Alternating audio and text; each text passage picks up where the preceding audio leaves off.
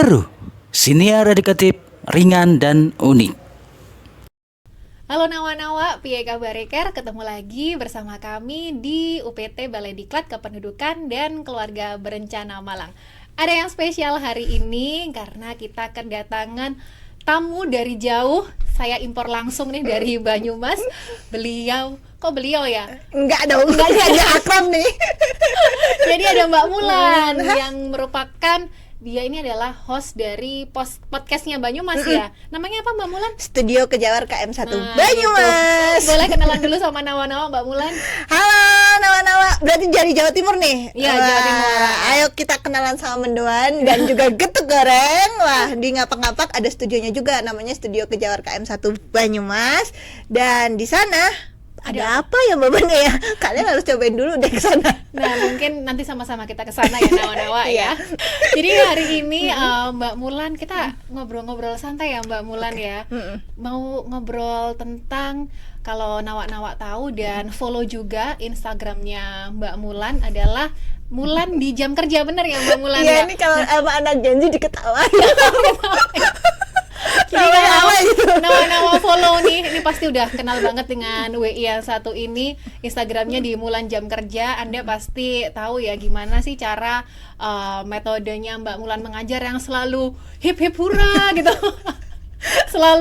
Pokoknya selalu dar kayak gitu. Dan juga OOTD-nya yang seperti kita lihat sekarang juga kayak enak banget dilihatnya. Makanya kita bakal ngobrol dengan Mbak Mulan hari ini khusus bahas tentang itu. Mbak Mulan ini kan adalah Widya Iswara ya, di UPT Balai Diklat Banyumas. Mungkin bisa diceritain Mbak Mulan kira-kira awalnya nyemplung di dunia kenapa nih ketawa dulu nih? Nyemplung di dunia terjun apa ya? Nyemplung juga gak apa-apa tuh. Udah nyemplung basah sekalian ya. Gimana ceritanya kok bisa jadi Widya Iswara nih? Wah, ini kalau ceritain jadi WI ya, saya sempat pernah sebel banget kalau dipanggil WI tahu. Oh gitu? Kenapa? Enggak, jadi gini loh Mbak Ben, jadi WI itu kan sebenarnya ini baru ngerasa enak tuh akhir-akhir. Oh gitu, sekarang ini ya? Sekarang ini. Setelah berapa tahun jadi WI? Wah, jadi WI-nya tuh memang 2 tahun. Calonnya aja yang 7 tahun. Ini kalau ibaratnya orang tunangan gitu ya, 7 tahun tuh udah KPR lunas kali ya Mbak. KPR lunas tuh, dipacarin 7 tahun terus udah pengen nikah. Nikah. Jadi teman-teman mungkin ini bayangan sedikit cerita tentang CPNS. Jadi saya masuk rekrutmen CPNS itu memang formasi Widya Iswara dari S1. Formasinya memang Widya Iswara, terus jurusannya memang S1 Teknologi Pendidikan. Waktu itu cuman ada 2 di Indonesia atau di tahun 2015. Tetapi ketika sudah dinyatakan lolos, tiba-tiba aturan LAN datang. Negara api menyerang. Wah, bener banget tuh. Saya masuk tuh karena baru lulus kuliah, terus belum tahu tuh sebenarnya daftar CPNS Widya Iswara tuh nggak tahu WI itu ngapain, nggak tahu pekerjaannya ngapain, yang cuman tahu wah ini penempatan Banyumas deket rumah gitu aja. Daftar tuh, alhamdulillah lolos. Pas sudah lolos tiba-tiba ada pengumuman katanya Widya Iswara itu minimal harus S2 dan 3B. Otomatis habis jadi PNS saya harus kuliah lagi lah, gitu-gitu lagi lah sampai 3B dan baru diangkat kemarin 2022. Berarti ya total 7 tahun bener ya? KPR lunas bener. Sampai sebelum bilang calon WI coba. Oh, tapi berarti bisa jadi Widya Iswaranya setelah lulus kuliah di tahun? Lulus S2-nya 2021, cuman karena ada syarat pengembangan dan sebagainya, ada diklat lagi baru di Januari 2022. Oke, jadi prosesnya panjang dan baru bisa menikmati 2 tahun terakhir ini ya. Jadi kayak magang dulu tuh 7 tahun. Tapi kalau 7 tahun bukan magang namanya. Gimana ya 7 tahun loh. Nah, kalau kita lihat gaya ngajar Mbak Mulan, saya sendiri juga pernah sih ikut jadi peserta di diklat yang Mbak Mulan tuh adalah fasilitatornya. Mbak Mulan tuh iya pernah. Tapi jadi saya secret admirer gitu.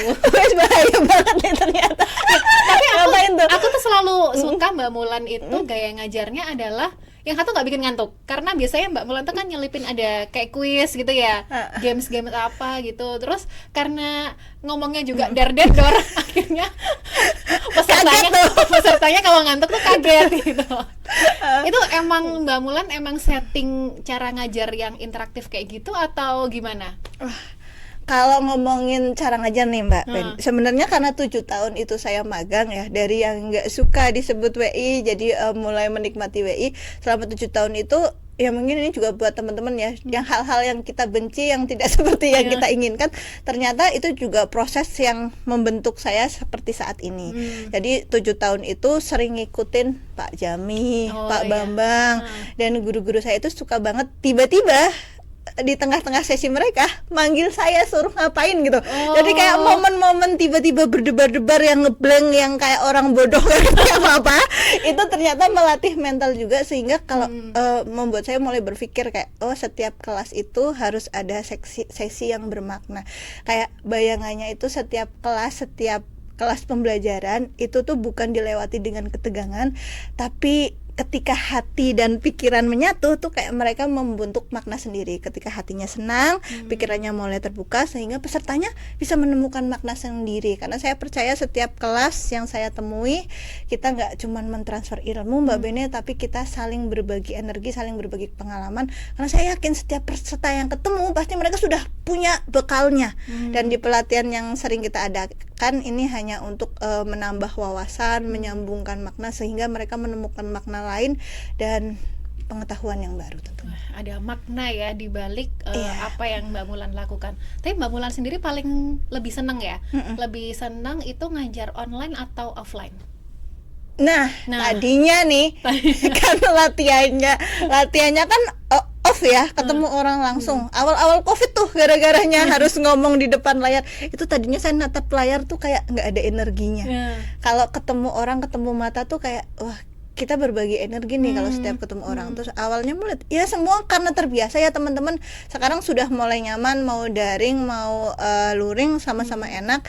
Tapi kalau boleh sih tetap luring ya, karena sentuhan itu lebih berasa kalau langsung gitu. Karena menurut saya kalau kita udah ketemu klik gitu ya, ada rasa gitu ya, mau jalan, mau ke pelatihan model apa, mau melakukan apa. Karena kan kalau di pelatihan kan kita nggak cuman ngasih materi nih, kayak ada praktek kadang, kayak kita kayak mencoba simulasi. Nah di simulasi, kalau simulasi daring itu rasanya kayak agak aneh gitu kalau simulasi daring. Tapi kalau kita simulasi di kelas yang nyata, kita bisa ngelihat senyumnya Mbak Beni secara langsung. Karena kalau daring kan kadang banyaknya tutup kamera gitu, walaupun kalau di kelas saya paksa buka tuh.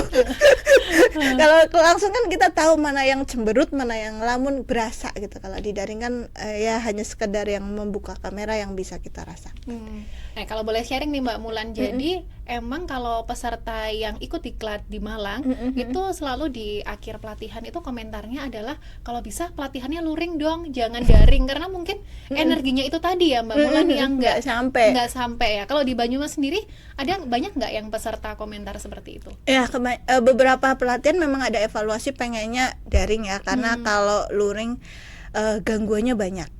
Nggak cuma peserta saya aja kalau lagi pelatihan daring gitu ya, kalau ada MOT atau apa daring godaannya banyak. Ya karena kita hanya menjaga diri sendiri atau nggak enak sama diri sendiri aja. Kadang kan disambi scroll apa yang membuat kita jadi nggak fokus, jadi disuruh ngapain. Tapi kalau datang langsung, ya udah, kalau masuk diklat kan udah ibaratnya pintu gerbang, kita cuma di diklat aja kan Mbak Bene. Jadi lebih fokus, nggak kemana-mana. Kalau menurut saya sih daring masih tetap dibutuhkan, walaupun sekarang kita harus mulai adaptasi ya dengan perkembangan zaman, bahwa kita bisa belajar dari manapun, kapanpun dengan belajar mandiri. Cuman mungkin di antara kita belum semuanya siap untuk punya rasa kesadaran ini sedang belajar gitu. Iya benar.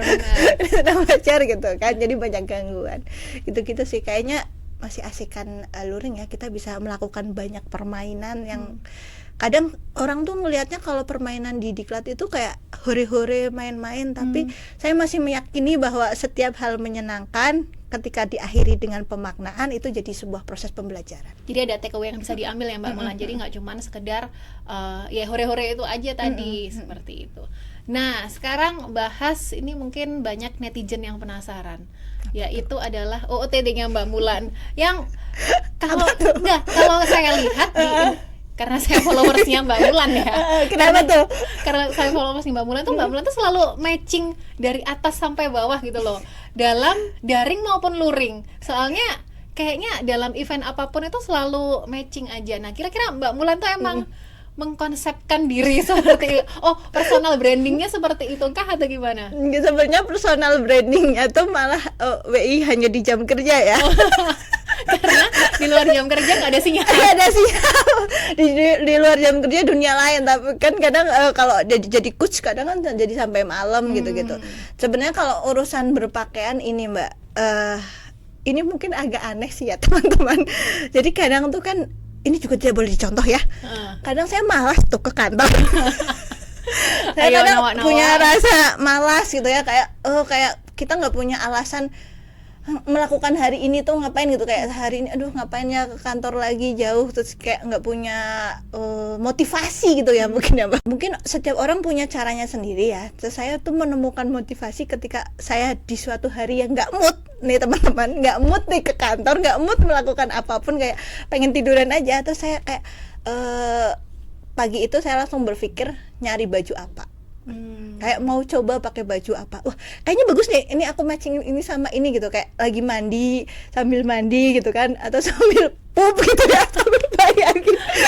Tapi itu adalah waktu bermeditasi yang paling enak ya.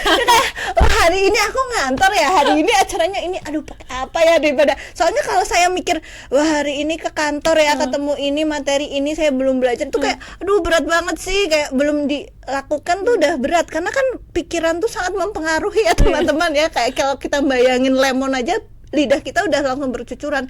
Jadi pagi-pagi itu saya harus membayangkan hal yang menyenangkan dengan merancang, oh ya nanti coba pakai baju ini dengan begini dengan begitu. Gitu sih Mbak Bene. Jadi bukan karena personal branding, ini sebenarnya karena biar saya semangat aja. Oh, jadi salah satu cara untuk semangat tiap orang beda-beda ya. Beda-beda. Jadi kalau Mbak Mulan caranya adalah dengan memilih baju yang kiranya tuh bisa menaikkan mood hari itu gitu. Alasan gitu, kayak alasan oh saya mau coba baju ini ke kantor, walaupun kadang ya teman-teman nggak semuanya tuh berhasil. Oh, ada yang fail juga. Kayak nyampe kantor tuh teman-teman, kamu mau ngapain? Kamu mau ngapain? Nggak apa-apa, hari ini kan aku bingung tuh mau ngapain, jadi aku coba nih pakai ini. Gimana menurut kalian? Aneh. Oh, itu kata teman-teman di Banyumas ya. Aneh banget, kamu mau ngapain sih, nggak ada acara juga, kayak mau karnaval gitu kan. Tapi it's okay, itu kayak memancing energi aja buat akhirnya saya sampai di kantor, akhirnya saya bisa menyelesaikan pekerjaan.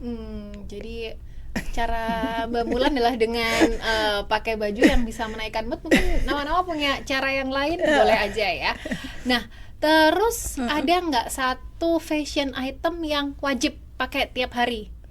Jadi yang kayak nggak boleh ketinggalan. Apakah ada? Apa? Jam tangan. Oh, jam tangan. Kenapa gitu? Nah, mungkin agak aneh ya teman-teman, saya pakai jam tangan di sebelah kanan gitu. Tapi entah kenapa jam tangan itu kayak bagian diri yang kalau nggak pakai tuh kayak ada apa ya? Ada yang hilang gitu. Emang orang-orang tuh biasanya pakai di sebelah kiri ya, Mbak Mulan ya? Iya, karena saya biasanya di komen kenapa pakai di sebelah kanan gitu. Terus saya bilang nggak tahu gitu ya, nggak tahu dimulai dari mana, kayaknya dari kecil udah di kanan gitu. Jadi gitu jam tangan sih, tapi setiap orang pasti punya beda-beda. Tapi kalau jam tangan itu kayak basic banget sih, kayak nggak cuman ke kantor ya, mau ke pasar pun kayaknya saya pakai jam Harus tangan. pakai jam tangan. Kayak ada yang megangin gitu loh teman-teman. Kayak ada yang megangin. Tapi kalau mungkin acara kelas lain, sepatu. Oh iya, harus sepatu ya. Sepatu. Tapi Mbak Mulan lebih suka pakai sneakers atau pakai heels gitu? Saya punya Berapa? macam-macam. Kita tanya pertanyaan ini kepada semua wanita ya. Sepatunya ada berapa? Banyak tapi nggak warna-warni. Hanya basic, kayak saya suka pakai boot. Jadi boot punya dua warna, hitam dan krem. Itu kalau di kelas. Kalau acara yang di kelas saya pakai rok. Kalau acara lapangan kayak praktek lapangan, terus mandu aktivitas di outdoor gitu, saya punya boot juga. Nanti saya coba kepo di Instagramnya, ada nggak ya? Nanti saya insert ya nama-nama ya. Tapi kalau lagi santai saya pakai sneakers. Kalau di kantor lagi Zoom saya pakai sandal jepit. Soalnya nggak kelihatan. Lagian kan nggak jalan-jalan tuh. Tapi selain sepatu yang kayaknya udah diperuntukkan ya, kalau di lemari bajunya Mbak Mulan ada nggak warna yang kok kayaknya bajuku warna ini semua ya, ada nggak Mbak? Oh ya, kayaknya setiap saya punya warna andalan gitu ya. Nah, Nah, saya punya tuh kuning, coklat, mustard. ini apa? Ini kayak agak lem. hijau lem. Oh, ini lem ya? Iya, ini hijau lem. Kenapa pakai hijau hari ini? Saya juga tidak tahu, karena saya termotot tiba-tiba waktu ditugasin ke Malang. Terus saya mikir, pakai baju apa nih? Saya mau pakai jarit. Selama di Malang kayaknya saya akan pakai jarit terus. Gitu. Kenapa pakai jarit? Karena orang Purbalingga Gunung tuh, mbah-mbah saya suka pakai jarit gitu. Jadi ini cuman ditapihin aja. Kadang kalau di kantor digodain sih, nanti kalau merongsol gimana? Merongsol tuh ada. Merongsol tuh bahasa Indonesia apa ya? Coba Coba nanti kita cari kamus dulu ya. Melorot kali ya. Oh, Jadi kalau enggak di sih. Malang kayaknya merongsol tuh nggak ada. Maaf ya, nawa-nawa ya. Masih terbawa nih Maaf, baju. ini orang apa ini? Oh, jadi warna yang banyak di lemari adalah yang Nuansa ke kuning, Kuning ya? coklat. Bahkan saya pernah punya moto, selesaikan dengan keren seperti kuning. Yang optimis. Kenapa dan sih kok suka warna kuning? kuning tuh optimis.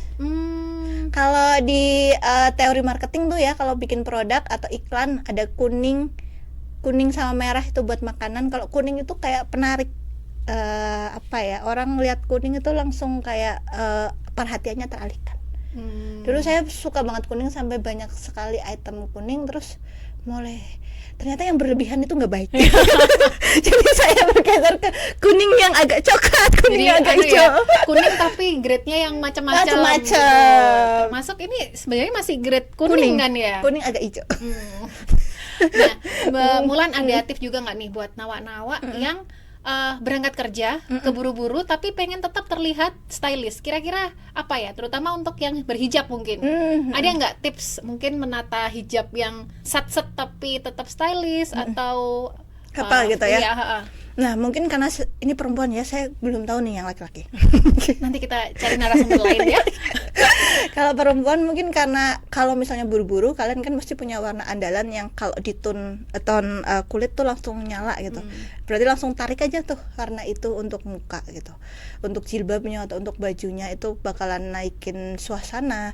Karena kalau warna itu membuat kesan, kalau mood itu membuat membagi energi, tapi kalau warna itu kan membuat situasi atau suasana. Jadi gunakan warna-warna yang sesuai dengan tone warna kalian biar nyala. Tapi sebenarnya di luar semua itu yang paling penting nih, kalau buru-buru ataupun nggak buru-buru ya kan, kadang ya bahkan lagi nggak mood ataupun lagi mood, teman-teman, yang penting itu kalian pede.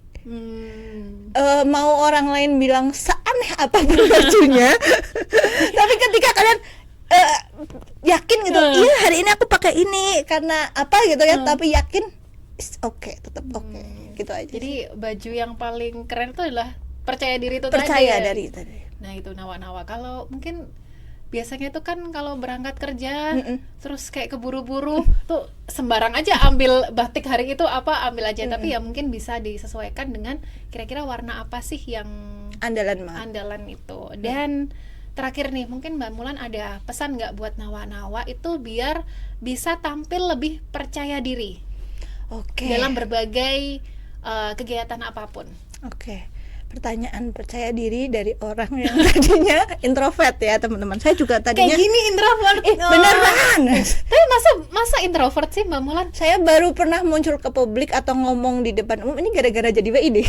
Jadi gara-gara di WI lebih ekstrovert gitu. Iya, lebih kayak kepaksa. Tapi biasanya kalau saya habis ngisi kelas tuh Mbak Ben, habis ngisi kelas berapa jam, itu nanti saya pulang bilang sama suami, aku mau ngobrol dulu ya, aku capek gitu. Jadi energinya habis. Jadi kayak kalau ngisi lama tuh kayak udah nggak usah ajak aku ngobrol, aku diem aja, paling cuma scroll HP gitu-gitu. Jadi kayak gitu teman-teman. Dan ngomongin percaya diri, saya dari orang yang nggak percaya diri tuh saya menemukan makna percaya diri, bahwa percaya diri itu teman-teman bukan soal kita punya segalanya, tapi percaya diri itu soal kita percaya bahwa diri kita berharga apa adanya. Ini pantas jadi quote of the day. Jadi kita harus percaya bahwa diri kita berharga apa adanya. By FMG Permulaan. Harus quote of the day nih. Ya itu mungkin ya nawa-nawa kalau merasa nggak percaya diri atau merasa kurang, ingat aja kalau diri kita berharga apa adanya. Terima kasih Mbak Mulan. Oke, Nanti tunggu saya ke Banyumas ya. harus kita harus collab nih. Sampai ketemu nawa-nawa. Dadah. Dadah.